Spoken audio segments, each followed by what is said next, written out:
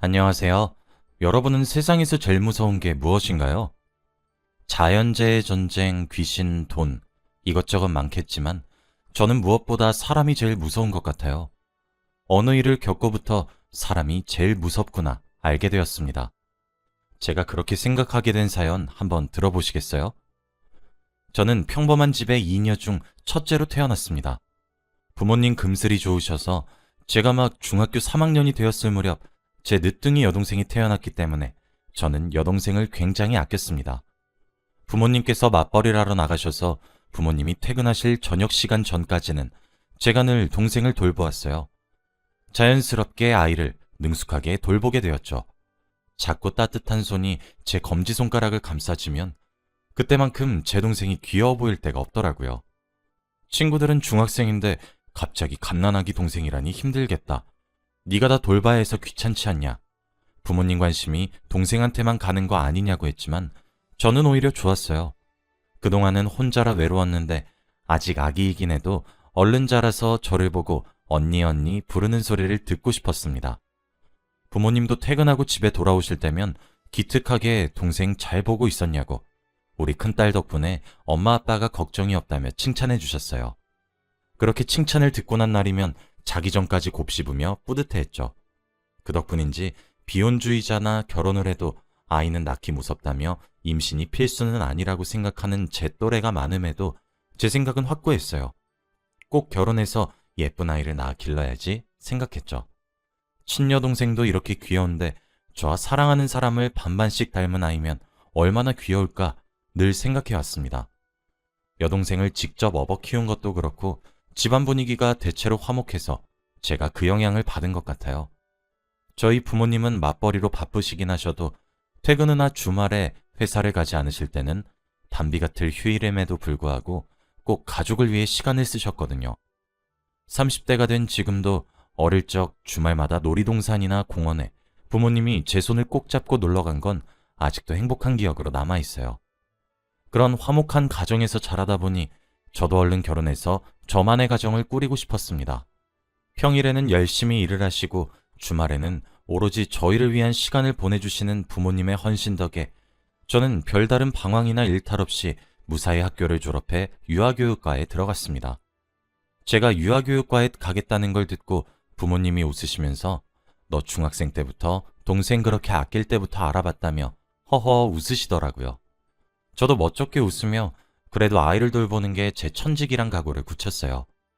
그때쯤 동생도 어린이집에 들어가서 조금씩 친구들을 사귀고 커가기 시작하는데 막 제 딸이 어린이집에 들어간 것 같고 그런 느낌이 드는 거 있죠.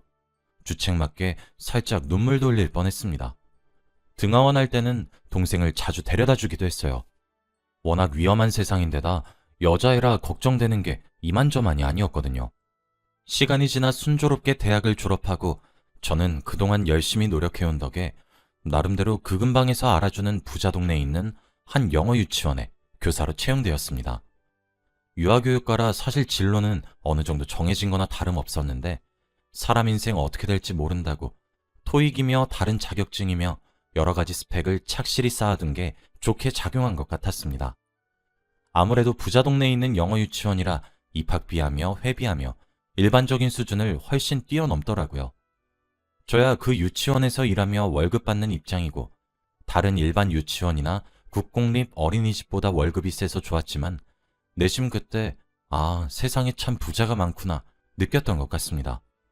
사실 월급만 세다 뿐이지 신경 쓸 게 한두 가지가 아니었어요. 원생들 부모가 전부 각자 분야에서 나름대로 한 자리씩 차지하고 있는 사람들이다 보니 프라이드도 높고 다른 사람들이랑은 차별 대우받고 싶어하는 심리가 느껴지더라고요.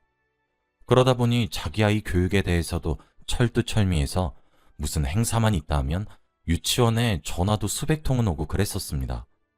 매일같이 전화 상담은 기본이고 그 중에서도 자기 아이를 잘 부탁한다며 명품 선물 공세는 기본이더라고요. 아직 적응이 안 되어 이런 걸 받아도 되나 싶었는데 다른 선생님들도 다 모른 척 아름아름 받는다고 하더라고요. 대신에 그런 만큼 원생 케어도 철저하게 해야 했어요. 교육부터 자기 아이들이 남다르길 바라는 부모가 대부분이라 매일같이 양질의 커리큘럼을 짜려고 머리 싸매고 밤새는 일도 많았어요. 가끔씩은 부모에게서 교육을 어떻게 받았는지 참 버릇없는 아이들이 많아 참기 힘든 순간도 있었습니다. 그 어린아이들이 선생님에게 반말은 기본에 자꾸 머리 꼭대기에 올라가려 하더군요.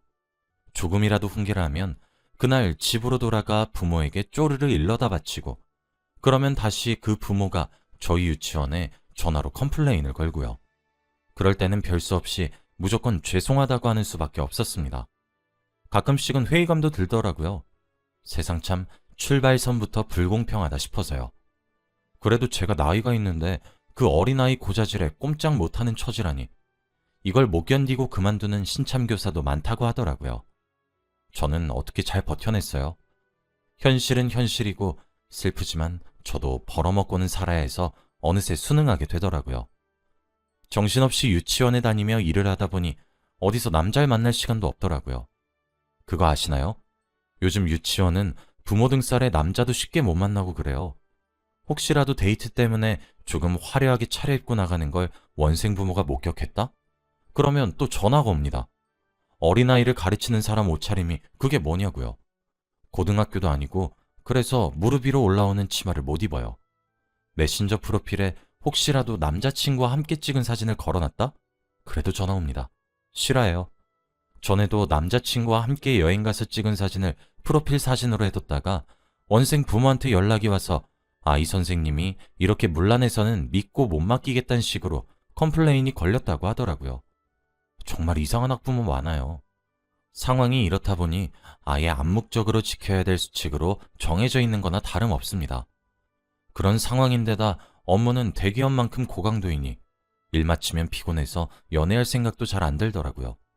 그냥 집 돌아와서 동생 학교 숙제나 도와주고 잠들고 그랬습니다. 어느새 초등학교 5학년이 된 동생은 공부도 열심히 하고 가끔씩 상담 전화를 받을 때마다 매사에 똑 부러져서 장래가 기대된다고 칭찬을 들을 만큼 잘 자라주었습니다. 부모님은 여전히 맞벌이로 바쁘셨고 저도 직장이 있었지만 다행히 저는 매주 휴무가 보장되어서 여동생의 학교 생활도 제가 도맡아 관리했어요. 학부모 상담이나 학예회, 학부모 참관 수업 같은 게 있으면 제가 늘 대신 갔었죠. 아무리 신경 써준다 해도 다른 친구들은 부모님이 오시는데 자기는 언니만 와서 뾰루퉁해질 법도 한데 여동생은 제가 갈 때마다 반갑게 달려와서 많이 고마웠습니다. 5학년이 된 여동생의 담임선생님은 아주 젊은 남자분이셨어요. 딱 봐도 제 나이 또래 같아 보였어요. 많아봤자 30 초반? 그 정도요.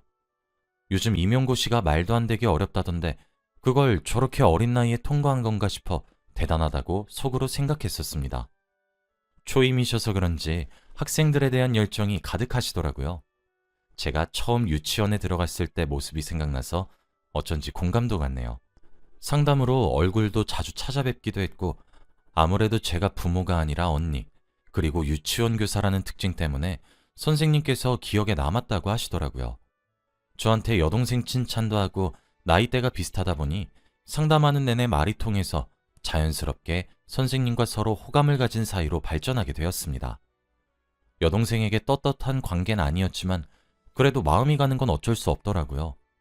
결국 여동생이 다음 학년으로 올라가 담임선생님이 바뀌기 전까지 저희는 사귀는 걸 미루다 해가 바뀌고부터 사귀게 되었습니다. 그때 남자친구는 저보다 2살 많은 29이었습니다. 오랜 시간이 지나도 변하지 않는 마음과 듬직함 때문에 남자친구와의 결혼을 꿈꾸고 남자친구도 마침 슬슬 결혼하는 게 어떻겠냐 물어와서 저희는 결혼을 결심하게 되었어요. 조심스럽게 저희 집에 연애한다는 소식과 결혼하고 싶다는 소식을 동시에 알리니 부모님이 깜짝 놀라시더라고요. 언제 그렇고 그런 사이가 됐냐면서요. 여동생은 맹랑하게 웃으면서 난 그럴 줄 알았어. 언니 이상하게 학교 올 때마다 되게 신경 써서 차려입고 오더라? 말하더라고요. 각자 부모님과 한 번씩 만나서 식사하기로 약속을 잡았습니다. 여동생은 몇 년 전 담임선생님이 이제 자기 형부라니 어린 나이에 조금 혼란스러워하는 듯 했지만 예의 바르게 행동해 주었어요.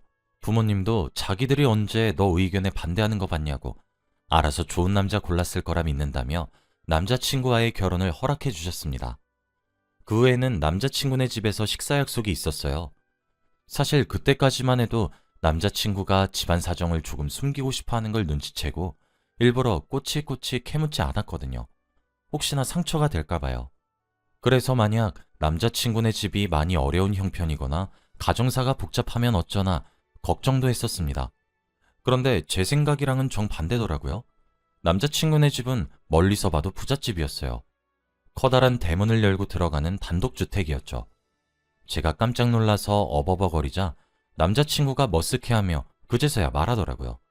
사실 자기 아버지가 검찰에서 권위 있는 분이시라고요. 저는 입주가정부가 있는 집은 현실에서 처음 봤어요.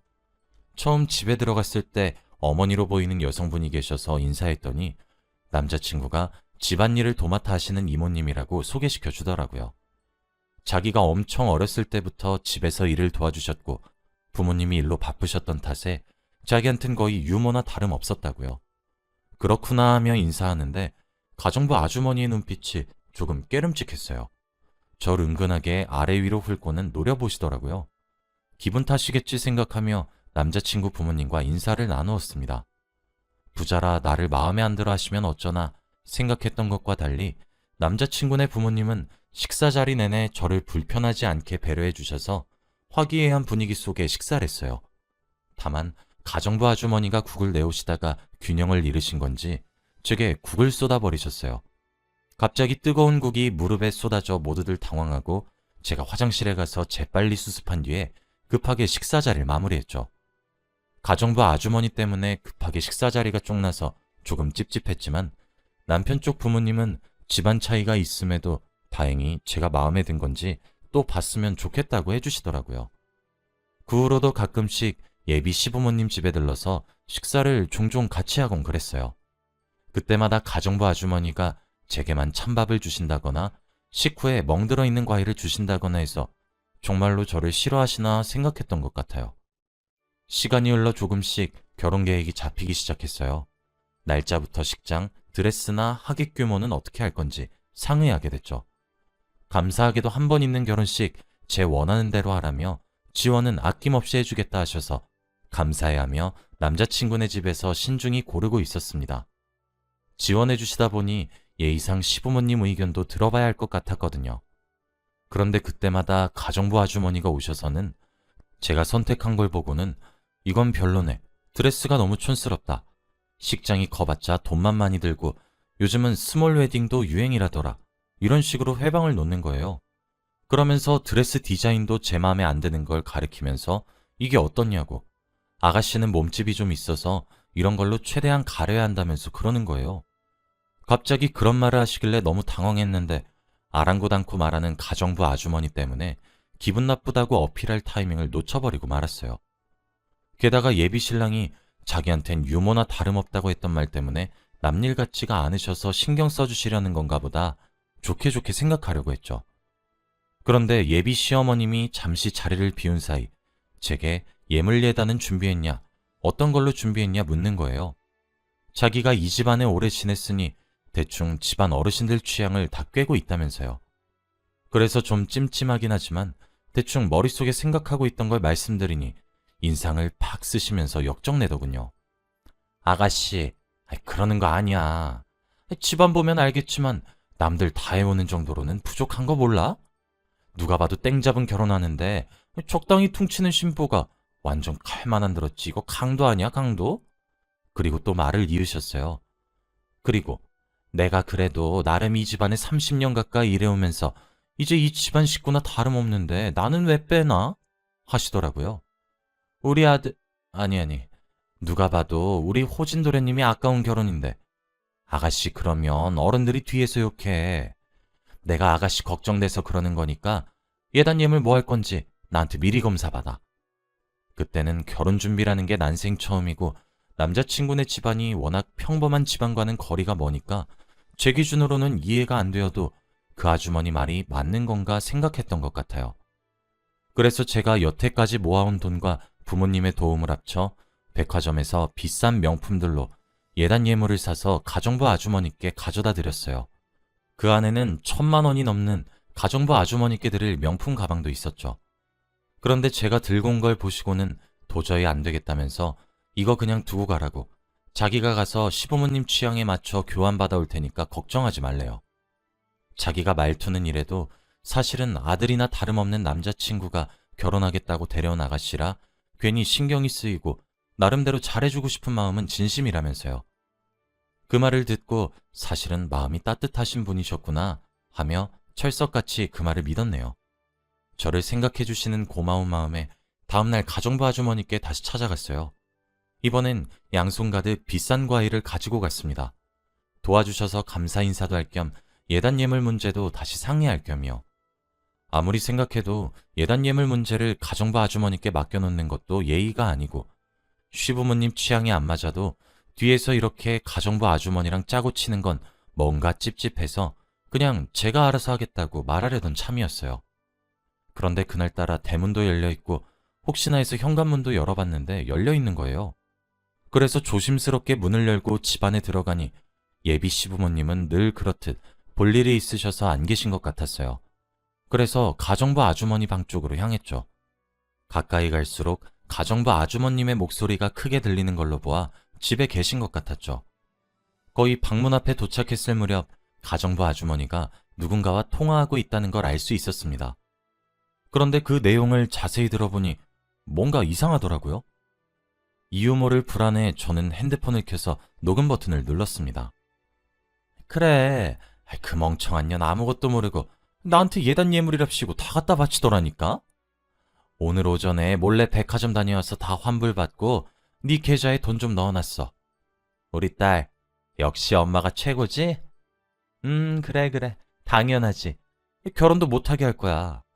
호진이를 내가 언제부터 네 남편으로 점 찍어뒀는데 고작 그딴 애한테 뺏길 수 없지. 엄마가 다 준비하고 있어. 실수인 척 국 쏟아서 얼굴에 화상 입히면 쟤 아무리 결혼하고 싶어도 결혼할 수 있겠어? 내일쯤 아주 제대로 인생 조져놓을 거야. 감히 누구 짝을 건드리긴. 엄만 다 필요 없어. 너랑 우리 아들내미랑 이어지기만 하면 미련이 없다. 뭐? 호진이도 뭐 내 아들이나 다름없지. 안주인 그년보다 내가 호진이 돌본 시간이 더 길걸? 정말 소름 돋는 내용이었어요. 깜짝 놀라 들고 있던 과일 바구니를 떨어뜨렸는데 그때 귀신같이 가정부 아주머니가 나와서는 절 보고 놀랐다가 바로 표정을 굳힌 채로 말씀하시더라고요. 다 들었니? 전 대답할 수 없었어요.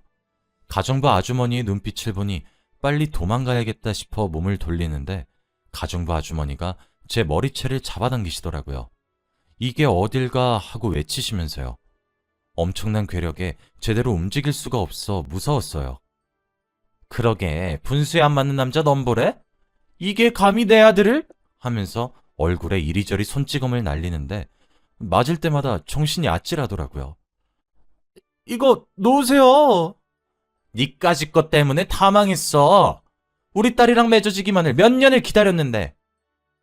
일방적으로 제가 맞는 거나 다름없는 몸싸움이 벌어지는 와중에 누군가 집에 들어왔습니다. 누가 집에 들어왔다는 걸 알자마자 아주머니는 갑자기 자기 머리채를 뜯고 옷을 이리저리 늘어뜨리면서 자기 꼴을 엉망으로 만드는 거예요. 그러면서 현관 쪽으로 후다닥 달려나가면서 말하더군요. 아이고 도련님, 아이고 사모님, 저 좀 살려주세요. 저 좀 살려주세요. 예비 며느님이 저보고 가정부 주제에 분술 지키라며 발길질하고 쥐어뜯고 살려주세요 사모님. 그 이야기를 듣는데 정말 어이가 없더라고요. 제가 당황해서 뒤늦게 달려나가 아니라고, 맞은 건 나라고 하는데 그럴 때마다 가정부 아주머니가 우는 소리를 크게 내시면서 방해하시더라고요. 그때 마침 손에 쥐고 있던 핸드폰이 보여 이것 좀 들어달라고 하며 볼륨을 최대로 키워 아까 난장판 상황이 녹음된 파일을 재생했습니다. 처음 가정부 아주머니의 충격적인 전화 내용은 물론 그 이후에 일방적으로 제게 폭력을 휘두르는 소리까지 아주 정확하게 녹음되어 있더라고요. 녹음을 듣자마자 사색이 된 아주머니는 예비 시부모님과 남자친구에게 무릎을 꿇고 빌었습니다. 하지만 예비 시부모님이 충격받은 얼굴로 이거 놓으라고, 당장 이 집에서 꺼지라고 호통치시는 바람에 가정부 아주머니가 그대로 냅다 주랭랑 쳤습니다. 물론 그 이후에 검찰에 계시는 아버님 인맥을 동원해 사기죄 및 폭행죄, 공갈미수 등등의 죄목으로 수사 요청을 넣었고 지하철 노숙자들 사이에서 끼내 지내던 가정부 아주머니를 발견했다고 해요. 알고 보니 그 가정부 아주머니는 정신분열증이 있어 제 남자친구를 자기 아들로 생각한다더라고요. 결국 수사랑 재판이 끝나고 가정부 아주머니는 징역살이 및 정신심리치료를 받게 되었습니다. 그런 시련이 있었음에도 저와 남자친구는 무사히 결혼에 골인해 지금 저는 아이를 임신 중입니다. 다행히 그런 일을 겪게 제게 미안하다면서 시부모님이 더 신경 써서 제게 잘해주세요. 아직도 그때 기억을 떠올리면 여전히 무섭긴 해요. 특히 가정부 아주머니의 정신 나간 그 눈빛이 잊혀지지 않습니다. 하지만 이젠 다 잊고 사랑하는 사람과 가정을 꾸리며 행복만을 쫓으며 살기로 결심했습니다. 여러분도 무슨 일을 겪던 간에 꼭 각자만의 해피엔딩을 맞이하시길 바랄게요. 사연 들어주셔서